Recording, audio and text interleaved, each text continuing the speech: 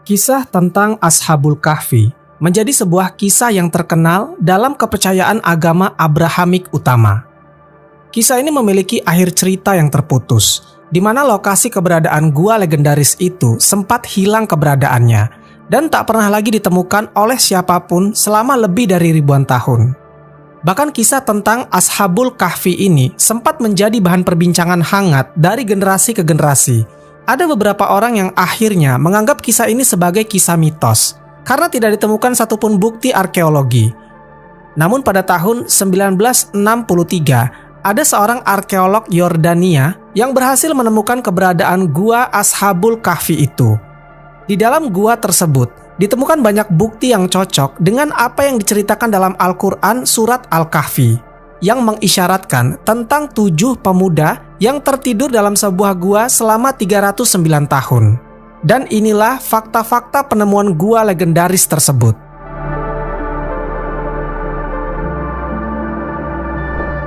Kisah Ashabul Kahfi yang kisahnya masyhur bagi umat Islam teridentifikasi berasal dari sebuah daerah yang bernama Abu Alanda, Yordania. Dalam tradisi Nasrani, nama ketujuh pemuda Ashabul Kahfi adalah Maximilian, Martinianus, Dionysius, Yohanes, Konstantinus, Lamblicus, dan Antonius. Sementara dalam tradisi Islam, mereka bernama Martelius, Cassitius, Sidemius, Mixalmina, Mikaslimina, dan Tamlika. Dan seorang pemuda lagi adalah seorang penggembala bersama dengan anjingnya, yang mengantarkan ke-6 pemuda itu ke sebuah gua legendaris tersebut. Ke-6 atau ke-7 pemuda soleh ini merupakan pembantu atau penasihat seorang raja yang zolim. Raja itu bernama Dikianius atau Dikianus. Menurut beberapa catatan sejarawan, Raja Dikianus adalah seorang raja yang berkuasa di sebuah kota yang bernama Efesus, yang diperkirakan berkuasa pada tahun 112 Masehi, atau kira-kira 100 tahun setelah diutusnya Nabi Isa alaihissalam atau Yesus Kristus.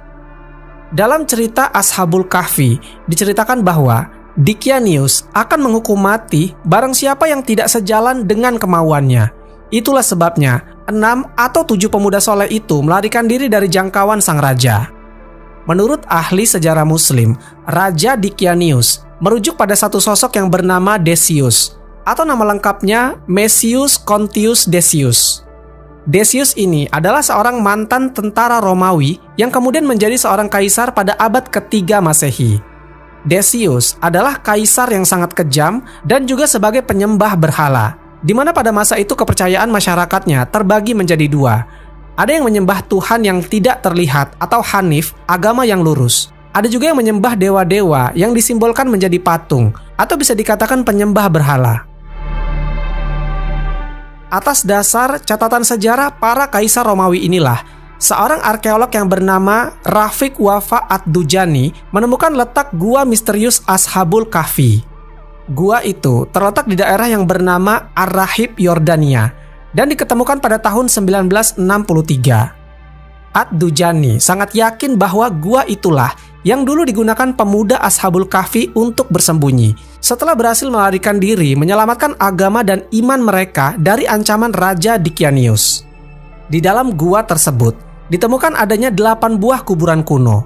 Para sejarawan berpendapat 7 kuburan kuno itu adalah para pemuda Ashabul Kahfi, sementara 1 kuburan sisanya adalah pemuda pengembala yang mengantarkan ke-7 pemuda Ashabul Kahfi itu ke dalam gua tersebut. Namun sebagian orang menganggap ini adalah sebuah kebetulan. Namun di mulut gua tersebut ditemukan bagian kerangka rahang atas hewan anjing. Ini seperti kisah Ashabul Kahfi, di mana anjing sang penggembala ikut dalam persembunyian tersebut dan anjing itu bertugas menjaga mulut gua.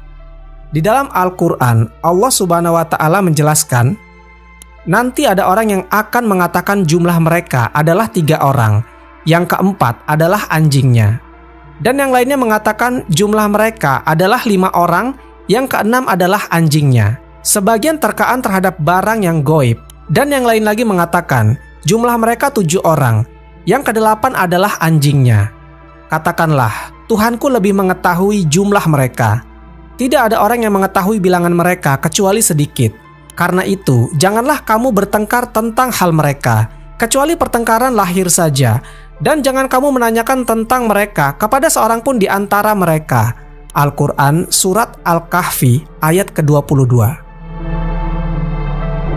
Ibnu Katsir dalam tafsirnya menyebutkan, anjing tersebut kemudian diposisikan dalam keadaan berlutut. Hewan berbulu itu pun ikut tidur di dalam gua bersama dengan tuannya. Lubang gua misterius itu telah diteliti, terutama pada celah masuknya sinar matahari ke dalam gua. Ternyata ditemukan bahwa celah gua di sebelah selatan mengarah ke barat daya.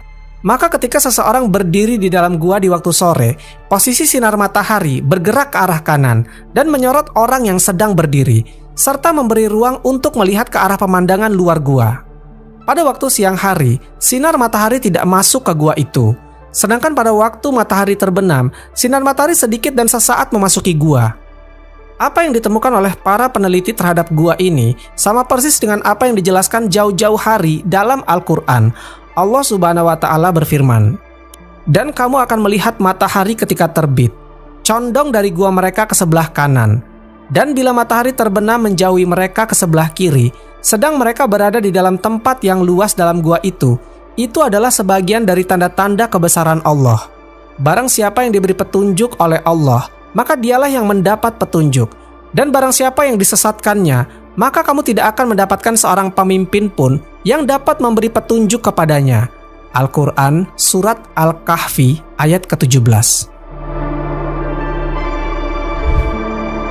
Tidak hanya itu, di dalam dinding gua itu pun ditemukan adanya tulisan dalam berbagai bahasa kuno yang mengisyaratkan tentang keesaan Allah. Pertanyaannya adalah, bagaimana bisa Rasulullah SAW mengetahui kisah gua yang terjadi 5 abad sebelum kelahirannya dan sebelum turunnya Al-Quran? Sebenarnya masih diperdebatkan di mana tepatnya letak gua yang terkait dengan para pemuda mukmin yang disebut dalam surat Al-Kahfi itu. Ada yang mengatakan sesungguhnya gua tersebut terletak di Asia. Ada pula yang berpendapat di Skotlandia. Namun bukti-bukti historis, arkeologis, dan astronomis menunjukkan bahwa gua itu sebenarnya terletak di daerah Sehab, sekitar 13 km sebelah selatan kota Amman, Yordania. Beberapa sahabat Nabi Muhammad SAW menyebutkan bahwa gua yang terdapat dalam surat Al-Kahfi itu ada di Gunung Rakim di Yordania. Mereka pernah berkunjung ke sana dan mengaku melihat tulang belulang penghuni gua. Di antara para sahabat itu adalah Ubaidah ibnu As-Samit, Muawiyah bin Abu Sufyan, dan Ibnu Abbas. Ditemukan adanya sebuah bangunan bersejarah di atas gua tersebut, dan ternyata bangunan itu dahulu merupakan gereja dan beralih fungsi menjadi masjid pada kekuasaan Islam. Kemudian ditemukan ada 7 pilar batu yang tidak sama tingginya dan dalam posisi membentuk sebuah lingkaran. Rupanya itulah bangunan yang disebut dalam Al-Quran. Dan demikian pula kami mempertemukan manusia dengan mereka, agar manusia itu mengetahui bahwa janji Allah itu benar, dan bahwa kedatangan hari kiamat tidak ada keraguan padanya. Ketika orang-orang itu berselisih tentang urusan mereka, orang-orang itu berkata, "Dirikanlah sebuah bangunan di atas gua mereka. Tuhan mereka lebih mengetahui tentang mereka." Orang-orang yang berkuasa atas urusan mereka berkata, "Sesungguhnya kami akan mendirikan sebuah rumah peribadatan di atasnya." Al-Quran Surat Al-Kahfi ayat ke-21. Masjid tersebut sudah mengalami beberapa kali kerusakan, seperti yang tertulis pada batu di dalamnya. Renovasi pun tercatat dilakukan pada tahun 118 Hijriah, 277 Hijriah, dan 900 Hijriah oleh umat Islam, sebagai bentuk perhatian mereka akan nilai sejarah masjid yang disebut dalam Al-Quran tersebut. Selain itu, ditemukan pula 8 kuburan yang dibangun di atas batu. 4 diantaranya berada di lorong sebelah kanan pintu masuk gua, dan 4 lainnya ada di lorong sebelah kiri gua. Tepat di persimpangan antara 2 lorong tadi ditemukan kerangka anjing. Kemudian ada juga beberapa keping uang, gelang, cincin, dan bejana berharga. Seorang pakar geologi, Nazim Al-Qailani, mengatakan dalam penelitiannya bahwa tanah gua dan lokasi Gunung Rakim itu sangat berperan penting dalam menjaga keutuhan kondisi tubuh para penghuni gua. Sebab tanah di situ mengandung karbohidrat, kalsium, dan magnesium, serta tumbuhan dan hewan yang jenuh dengan radium. Material tersebut terdapat dalam unsur logam uranium yang berkilau dan menghasilkan sinar alfa, beta, dan gamma. Jenis-jenis sinar itulah yang mampu mensterilkan dan menjaga kualitas kondisi daging dan tumbuhan dari kebusukan. Al-Kailani meyakini bahwa material tanah itulah yang membantu menjaga kondisi jasad para pemuda dari kerusakan selama lebih kurang 3 abad. Selain itu, menurut sudut pandang ilmuwan lain mengatakan, kenapa tubuh pemuda Ashabul Kahfi ketika ditidurkan selama lebih dari 3 abad tidak hancur? Sebenarnya bisa dijelaskan secara ilmiah melalui petunjuk-petunjuk yang ada di dalam Al-Quran. Karena tidak ada yang mustahil bagi Allah Subhanahu wa Ta'ala, dan menidurkan 7 pemuda selama ratusan tahun bukanlah hal yang sulit. Allah Subhanahu wa Ta'ala menjaga tubuh para pemuda Ashabul Kahfi dengan memberikannya sinar matahari, dan Allah Subhanahu wa Ta'ala juga yang membolak-balikan tubuh mereka ketika para pemuda itu sedang tertidur. Jika manusia tidur atau berbaring dalam posisi yang sama dan dengan waktu yang sangat lama, maka akan mengalami yang namanya ulcus decubitus, yaitu luka karena adanya tekanan terus-menerus pada bagian tubuh tertentu, sehingga aliran darah ke jaringan tubuh tersebut terhambat. Akibatnya, jaringan tersebut tidak mendapat asupan oksigen dan nutrisi yang cukup, sehingga mengalami kerusakan. Kemudian di dalam surat Al-Kahfi ayat ke-17, Ibnu Katsir menjelaskan beberapa faidah dari ayat ini. Yang pertama, sinar matahari tidak menyinari mereka secara langsung. Pada saat terbit, matahari berada di arah kanan, dan pada saat tenggelam, matahari berada di sebelah kiri. Hal ini menunjukkan pintu gua tersebut berada di arah utara. Faidah yang kedua, mereka berada di tempat yang sangat luas di dalam gua tersebut, sehingga sirkulasi udara di dalam gua berjalan dengan baik dan nyaman. Para mufasir menjelaskan lebih lanjut bahwa bagian kiri dari tubuh pemuda Ashabul Kahfi terkena siraman lembut sinar matahari pagi yang bias cahayanya condong ke arah mereka. Dengan demikian, tubuh mereka terlindungi dari kadar basah dan suasana pengap di dalam gua. Ini semua membuktikan bahwa betapa sempurnanya Allah Subhanahu wa Ta'ala merancang dan merencanakan ini semua, yang bahkan bisa dijelaskan oleh sudut pandang ilmiah, biar manusia mempercayai tentang kisah Ashabul Kahfi dan bagaimana Allah Subhanahu wa Ta'ala bekerja di balik semua kemustahilan itu.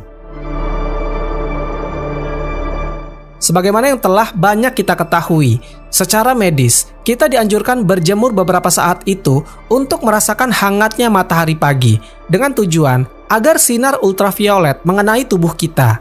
Sinar ini sangat penting sebagai sumber pembentukan vitamin D yang berfungsi sebagai metabolisme kalsium, imunitas tubuh, serta mentransmisi kerja otot dengan syaraf. Namun jika berlebihan, sinar matahari dapat merusak kulit dan membakar tubuh kita. Maka dari itu, dalam ayat di Al-Quran ini disebutkan, ketika panasnya semakin terik sebelum tenggelam, matahari melewati mereka dari arah kiri. Artinya saat sedang mendidih, sinar matahari tidak akan masuk ke dalam gua, jadi tubuh mereka tidak tersengat. Sebaliknya, mereka merasakan kesejukan angin yang menyelinap masuk melalui celah di gua itu. Wallahu a'lam bishawab. Semoga kisah ini bermanfaat. Lebih dan kurangnya mohon dimaafkan. Yang benar datangnya dari Allah Subhanahu wa Ta'ala. Khilaf atau keliru itu datangnya dari saya pribadi sebagai manusia biasa. Sampai ketemu di kisah-kisah seru yang penuh makna selanjutnya. Saya akhiri. Wassalamualaikum warahmatullahi wabarakatuh.